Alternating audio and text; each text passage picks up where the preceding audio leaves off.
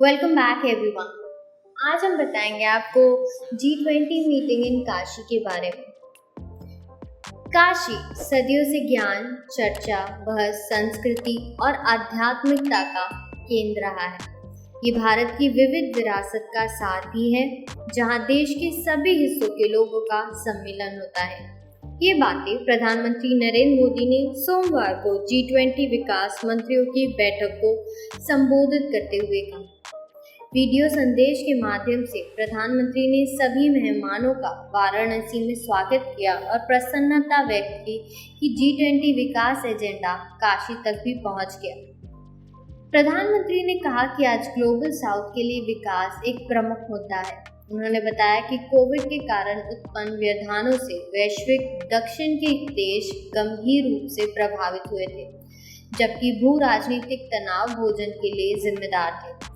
ऐसी परिस्थितियों में आपके द्वारा लिए गए निर्णय पूरी मानवता के लिए महत्वपूर्ण है। उन्होंने इस बात पर भी जोर दिया कि सतत विकास लक्ष्यों को पीछे नहीं आने देने वाले लोगों की सामूहिक जिम्मेदारी है।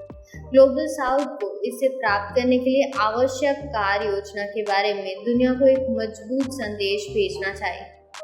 प्रधानमंत्री ने कहा कि हमारे प्रयास व्यापक, समावेशी, निष्पक्ष और टिकाऊ होने चाहिए और SDG को पूरा करने के लिए निवेश बढ़ाने के लिए प्रयास किए जाने चाहिए और साथ ही कई देशों द्वारा सामने किए जा रहे ऋण जोखिमों को दूर करने के लिए समाधान खोजने चाहिए। प्रधानमंत्री ने कहा कि पात्रता मानदंड का विस्तार करने के लिए बहुपक्षीय वित्तीय संस्थानों में सुधार किया जाना चाहिए, ताकि यह सुनिश्चित हो सके कि वित्त जरूरतमंद लोगों के लिए सुलभ है। उन्होंने बताया कि भारत में 100 से अधिक आकांक्षी जिलों में लोगों के जीवन को बेहतर बनाने के लिए प्रयास किए जा रहे हैं, जो अल्प विकास वाले पॉकेट थे। ये आकांक्षी जिले अब देश में विकास के उत्प्रेरक के रूप में उभरे हैं, क्योंकि उन्होंने G20 विकास मंत्रियों से विकास के इस मॉडल का अध्ययन करने का आग्रह किया। इसके अलावा वाराणसी में केंद्रीय विदेश मंत्री डॉक्टर S जयशंकर ने कहा कि पहली बार G20 जन भागीदारी की तरह देखा जा रहा है। इससे पहले तक जिन देशों को G20 की अध्यक्षता मिली, वहां उस देश की राजधानी में ही आयोजन हुए थे। वाराणसी में केंद्रीय विदेश मंत्री डॉक्टर S जयशंकर ने कहा कि भारत में होने वाला G20 सम्मेलन न सिर्फ हमारे लिए बल्कि दुनिया के लिए भी असाधारण है।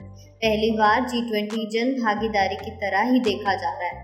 इससे पहले तक जिन देशों को G20 की अध्यक्षता मिली, वहां उस देश की राजधानी में ही सारे आयोजन हुए। यह G20 के इतिहास में पहली बार हुआ कि करीब 60 देशों में इसके आयोजन हो रहे हैं। इसमें वाराणसी का जुड़ाव सबसे महत्वपूर्ण है। काशी में विकास मंत्रियों की बैठक है। काशी में सरकारें तय करेंगी कि दुनिया में आगे विकास कैसे होगा। विदेश मंत्री रविवार को महात्मा गांधी काशी विद्यापीठ के गांधी अध्ययन सभागार में भारतीय विदेश नीति के उद्देश्यों और विशेषताओं पर आयोजित संगोष्ठी को संबोधित कर रहे थे। उन्होंने कहा कि G20 तो कई हो चुके हैं। मैं ऐसे 10 G20 में हिस्सा ले चुका हूँ, लेकिन इस बार जन भागीदारी है। विदेश मंत्री ने कहा कि PM मोदी देश के हर नागरिक का ख्याल रखते हैं। वह कहते हैं, देश का एक भी नागरिक अगर बाहर फंसा हुआ है तो उसकी हर संभव मदद करनी है। सबको यह विश्वास होना चाहिए कि कुछ भी हो जाए, भारत सरकार उन्हें बचाने जरूर आएगी। यूक्रेन में फंसे विदेश छात्रों को ऑपरेशन गंगा और सूडान में फंसे नागरिकों के लिए ऑपरेशन कावेरी चलाकर सरकार ने यह विश्वास कायम रखा। यह ऑपरेशन दर्शाता है कि हम अपनों की चिंता करते हैं। आज दुनिया के किसी भी देश में भारतीय जाए तो उनको यह भरोसा रहता है कि हमारे पीछे कोई है जो हमारी चिंता करता है। हम अगर किसी परेशानी में हैं तो हमें मदद जरूर मिलेगी। प्रधानमंत्री का प्रयास है कि योग, आयुर्वेद और मोटा अनाज आंदोलन की तरह पूरी दुनिया में पहुंच जाए। और आपको बता दें कि काशी में G20 के मेहमानों के लिए काशी दुल्हन की तरह सजी नजर आई है। अलग अलग देशों से आए मेहमान मां गंगा के दर्शन और दशाश्वमेध घाट पर होने वाली गंगा आरती में भी शामिल हुए। वहीं आज विकास मंत्रियों की बैठक में प्रधानमंत्री ने G20 देशों से आए प्रतिनिधियों को वर्चुअली संबोधित भी कर दिया।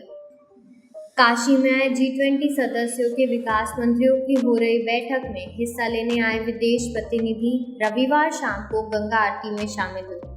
काशी आए विदेश मेहमान दशाश्वमेध घाट पर आयोजित गंगा आरती में शामिल हुए और शंखनाद, घंटी, डमरू की आवाज और मां गंगा के जयकारों के बीच हुई गंगा आरती को देखा। विदेश मेहमानों के लिए विशेष आरती का आयोजन किया गया और 9 अर्चकों ने मां गंगा की आरती उतारी। इस अहम बैठक में 20 देशों से 200 से ज्यादा डेलीगेट्स आगे के 100 साल के विकास की दिशा दशा तय करेंगे। वाराणसी की इस बैठक में लिए गए निर्णय को सितंबर में न्यूयॉर्क में संयुक्त राष्ट्र के SDG शिखर सम्मेलन में रखा जाएगा।